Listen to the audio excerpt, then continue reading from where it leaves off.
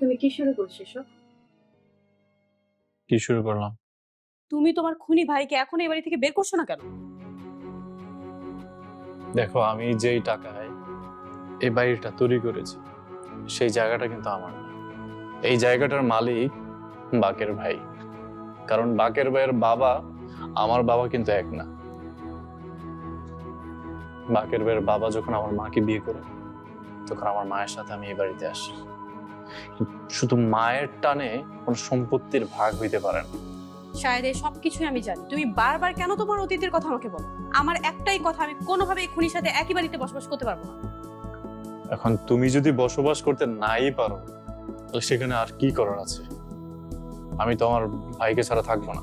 মানে তোমার জীবনে তোমার বাকের ভাই সব, আমরা তোমার কেউ না? আমার কোনো মূল্য নেই তোমার জীবনে? ঠিক আছে, তাহলে আমি চিন্তা করতে বাধ্য হব। কি করবে তুমি? আমি আমার আব্বু আম্মুকে ফোন দিয়ে সবকিছু বলে দিই। প্রয়োজনে আমি এই বাড়ি ছেড়ে চলে যাবো। তারপর ওই খুনির সাথে একই বাড়িতে আমার থাকা কোনোভাবেই সম্ভব না। দেখো, এটা একদম তোমার পার্সোনাল ব্যাপার, একান্তই পার্সোনাল। তুমি যদি এখান থেকে চলে যেতে চাও তাহলে তো তোমাকে তো আটকানোর সাধ্য আমার মধ্যে নেই। তুমি চলে যেতে পারো। শায়দ তুমি অনেক বদলে গেছো। তোমার মনে একটা খুনির জন্য দরদ আছে, অথচ আমি তোমার স্ত্রী।